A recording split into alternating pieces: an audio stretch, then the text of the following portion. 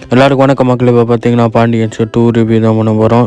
சரவணன் சொல்கிறாரு, நானே எதிர்பார்க்கல மாமா, பின்னிட்டிங்க மாமா அப்படின்றாரு. செந்தில் சொல்கிறாரு, நாளைக்கு புது படம் வந்து ரிலீஸ் ஆகுது, போகலாமான்னு கேட்குறாரு. சரவணன் சொல்கிறாரு, அப்பாட்ட சொல்லிட்டு போகணுமேடா. செந்தில் சொல்கிறாரு, அவர் தப்பிக்கிறதுக்காக தான் நான் படத்துக்கே போகலான்னு இருக்கேன்னு. என்னன்னா அவரே கூட்டிகிட்டு போகலான்னு சொல்கிற, அதெல்லாம் ஒன்றும் வேணான்னு சொல்கிறாரு சரவணன். செந்தில் சொல்கிறார், நம்ம 4 பேர் மட்டும் போவோம். சரவணன் சொல்கிறாரு, நம்ம வந்து வீட்டில் எப்போவும் ஜாலியாக இருக்கும்டா அப்படின்றாரு. செந்தில் கேட்குறாரு, இந்த வீட்டில் இருக்கிறது உனக்கு வந்து எப்படிண்ணா ஜாலியாக இருக்குது? எனக்கு ஒன்றும் புரியலண்ணே. கதிர் சொல்கிறாரு, இன்பட்டு நாள் இந்த வீட்டில் இருந்துட்டு திடீர்னு ஓவராக பண்ணுறேண்ணே அப்படின்றாரு. சரவணன் சொல்லி சரின்றாரு. அப்புறம் வந்து கதிர் கேட்குறாரு, பாருங்க மாமா இப்படி பண்ணுறாரு. நீ சொல்கிறாரு, மாப்பிள்ளைங்களா நான் வந்து உங்கள்கிட்ட ஒரு விஷயம் சொல்லணும், நான் வந்து ஒரு விஷயம் கேட்கணும். கதிர் வந்து சொல்கிறாரு, என்ன விஷயம் மாமா? அப்புறம் பார்த்தீங்கன்னா எல்லாரும் கேட்குறாங்க, சொல்லுங்கள் மாமா விஷயத்தை. அப்புறம் வந்து கரு கேட்குறாரு, சொல்லுங்கன்றாரு. பழனி வந்து எப்படி நான் வந்து விஷயத்தை வெளியில் சொல்கிறதுன்னு தெரியாமல் இருக்காரு. பழனி வந்து சொல்கிறாரு, இவர் வச்சுக்கிட்டு நான் வந்து எப்படி சொல்கிறதுன்றாரு. மூர்த்தி வந்து சொல்கிறாரு, பழனி உங்கள் அக்காவுக்கு வந்து தாங்களடா சந்தோஷம். ரொம்ப நேரம் வாங்கி கொடுத்த சேலையை வந்து தோலில் போட்டுக்கிட்டு முன்னாடி பார்த்த மாதிரியே மூர்த்தி கேட்குறாரு, புடவை வாங்க ஏதுடா காசு?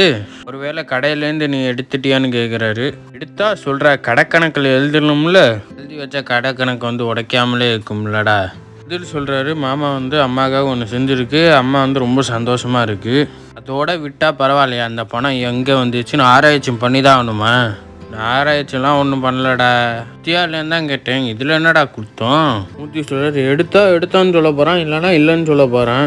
நான் வந்து இவன்ட்ட பேசினா நீ ஏன்டா பாஞ்சிட்டு வர? ஏன்டா நீங்கள் 2 பேரும் சேர்ந்து கலவானத்தனம் பண்ணுறீங்களா?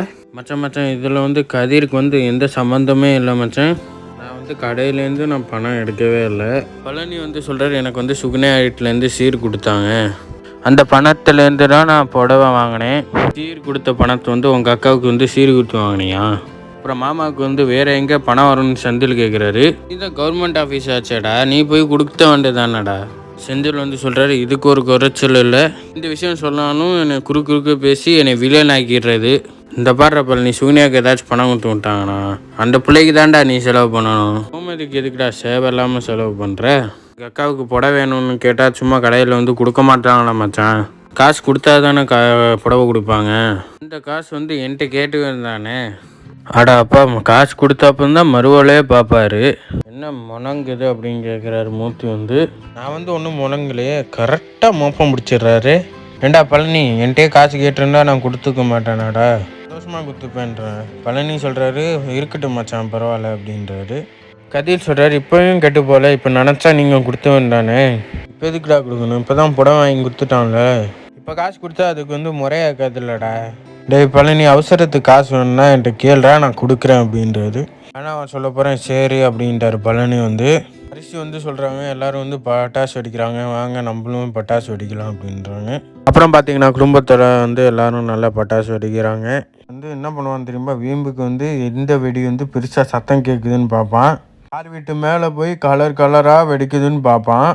அவன் பேசுகிறது வந்து யாரும் கண்டுக்காதீங்க, அதுக்கப்புறம் நம்ம ஒன்று வெடித்தோமா, நம்ம வெடித்து முடித்தோடனே நம்ம வீட்டுக்கு போகிறோமா, அவ்வளோன்ட்டு தான் இருக்கணும். தேவையில்லாமல் அவங்ககிட்ட வந்து வம்புக்கு போகக்கூடாது. நாங்கள் ஏன் தேவையில்லாமல் அவங்ககிட்ட சண்டைக்கு போகிறோம்? அப்பத்தா நான் பார்த்து தான் வெடிச்சிருக்கிறேன்றாரு வந்து குமார். சுகுனியா சொல்கிறாங்க, ஏன்னா இங்கே வந்து வெடி வெடிங்க அப்படின்றாங்க. சுகுனியா சொல்கிறாங்க, வெடி வந்து இங்கே என்ன வித்தியாசமாக இருக்குது. பழனி சொல்கிறாரு, எங்கள்கிட்ட இருக்கிற வெடியே நாங்கள் வெடிச்சுக்கிறோம், நான் வந்து அங்கே வரலன்ட்டாரு. அரிசி கேட்குறோம், அண்ணே வந்து பங்கு பிரிச்சுட்டாங்கண்ணா அப்படின்றாங்க. பங்கெல்லாம் பிரிக்கணும், எல்லாத்துக்கும் நீயே எடுத்துக்கன்ற செந்தில் வந்து.